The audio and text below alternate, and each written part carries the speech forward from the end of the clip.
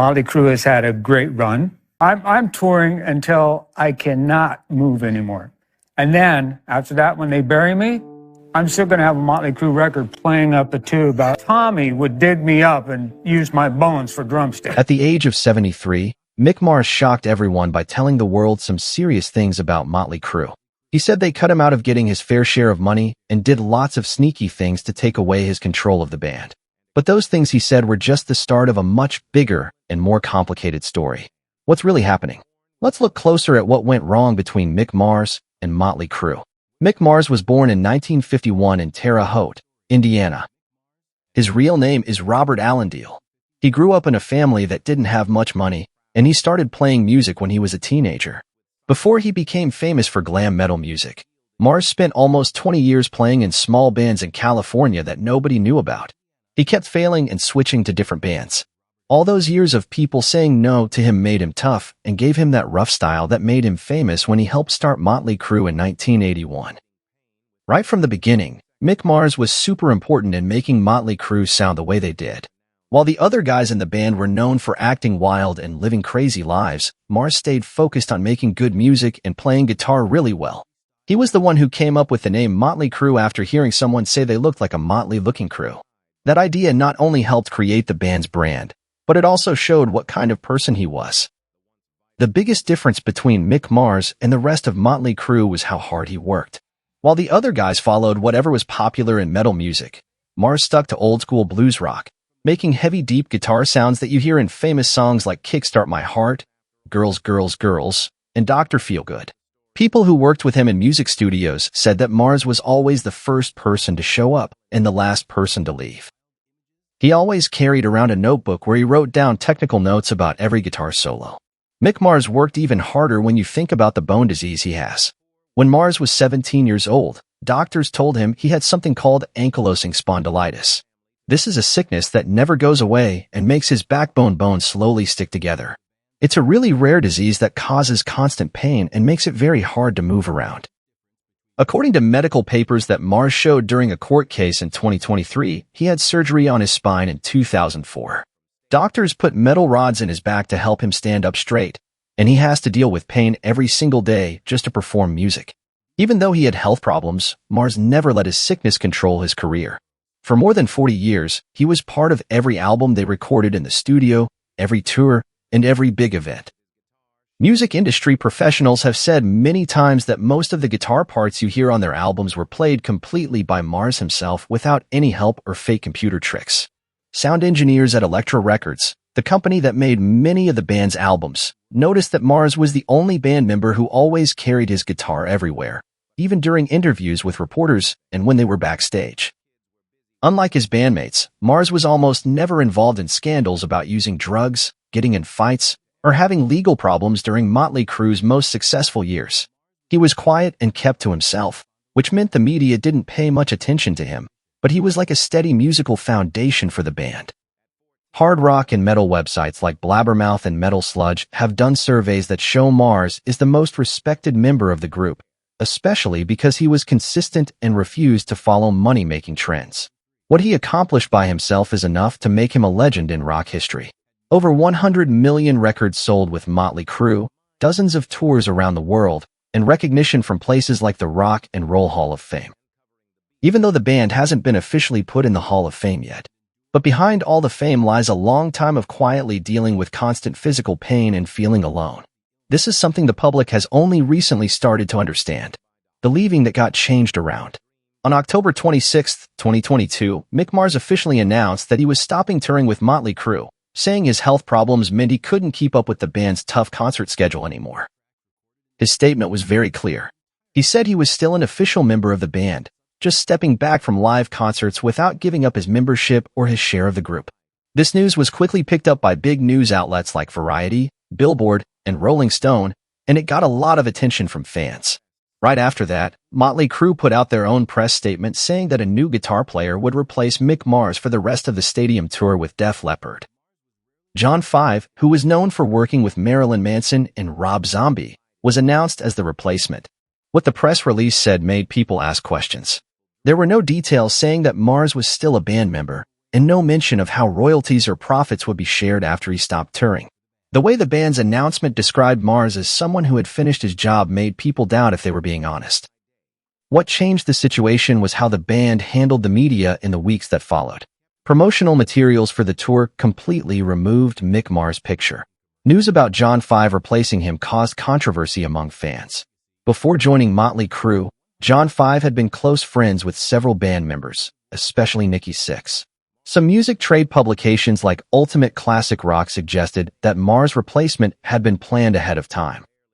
Even though no fight was made public, people said Mick Mars was surprised by how fast everything happened and felt like he was pushed out without anyone asking him what he thought. It's important to know that within Mötley Crüe, Mick Mars always had an independent role, staying away from personal drama or business deals that weren't about music. This helped him keep a clean reputation, but it also meant his opinion didn't matter as much when the band made decisions. According to people who knew what was happening behind the scenes, Mars was often not at financial meetings, which led to his voting rights being reduced, even though he still owned a big share of the Mötley Crüe brand. In the months after he stopped touring, Mick Mars didn't say anything publicly. He stayed quiet on social media, said no to interview requests, and avoided any events related to Mötley Crüe. But by late January 2023, reporters found out he had quietly met with lawyers in Los Angeles, preparing legal papers about his rights within the group. This was later confirmed by Deadline, showing that Mars didn't accept being removed without his agreement and was preparing a planned response. Another thing worth noting was how the remaining band members handled the media. Nikki Sixx kept posting unclear statements on Twitter about needing team spirit and the new high-energy lineup without mentioning Mick Mars. Tommy Lee shared rehearsal photos with John 5 while Vince Neil stayed completely quiet. These actions were seen by some fans as disrespectful to someone who had been with the group for over 4 decades. As the situation got worse, veteran artists like Dee Snider from Twisted Sister and Tracy Guns from LA. Guns spoke out in support of Mick Mars, calling Mötley Crüe's treatment of a founding member a clear betrayal. Major forums in the metal community like Reddit Metalcore and Blabbermouth opened discussion threads analyzing the legal implications, clearly showing that the internal fight within the band could no longer be hidden. The withdrawal from touring had become the starting point of a far more complex series of events that were about to unfold. The lawsuit papers revealed.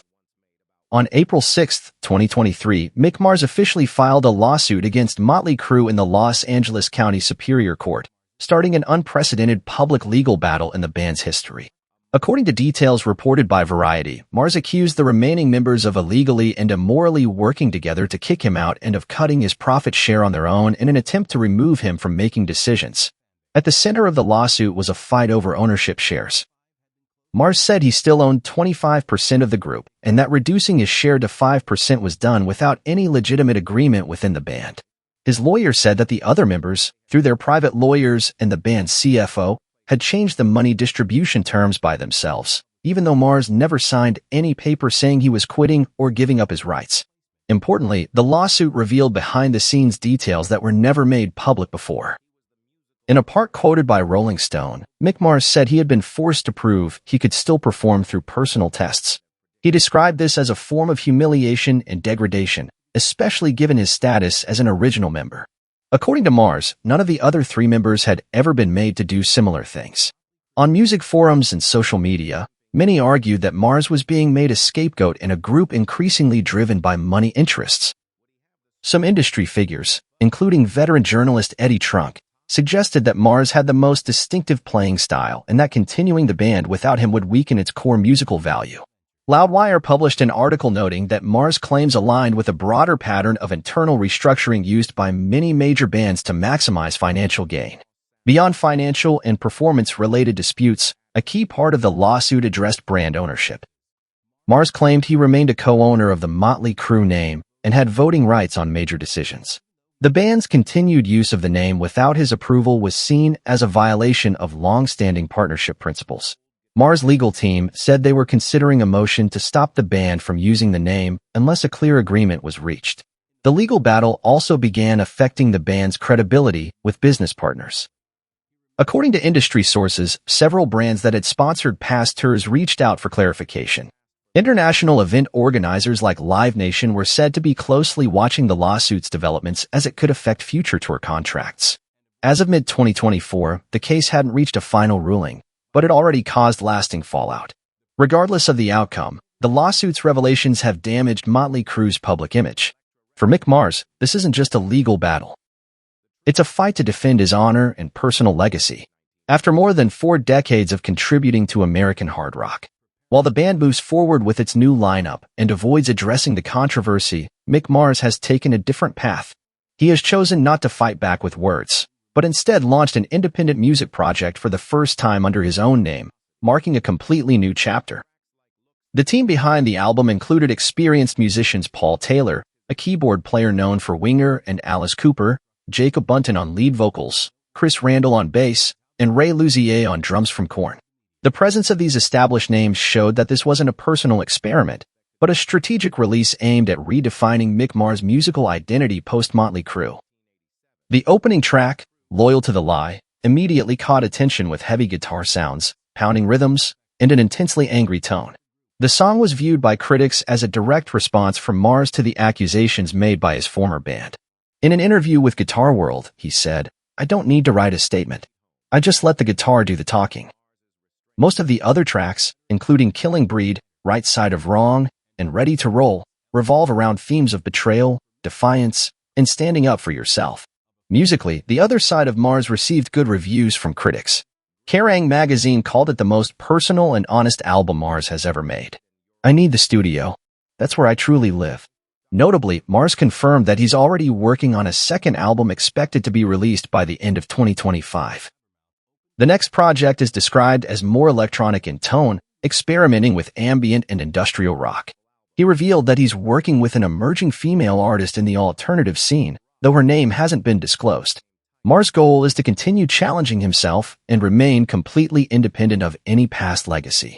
In addition, The Other Side of Mars serves as a personal artistic statement. It's not just a music album, but clear evidence that Mick Mars doesn't need the fame of Mötley Crüe to maintain his influence. While most artists of his generation choose retirement or reunion tours, Mars chose to step out of the band's shadow and assert his independent identity. He said, "If one day we play together again, it has to be for the music, not for a contract or a festival lineup." That comment was immediately quoted widely across media channels, especially given that Mötley Crüe continues to perform with a new lineup without the man who helped shape the band's signature sound. Throughout his reflections, Mars focused on the personal lessons learned from the fallout. He revealed that he now spends most of his time at home in Nashville doing physical therapy to maintain mobility and working in the studio. Although he no longer performs live, he continues to practice guitar daily and compose new music as a form of mental therapy.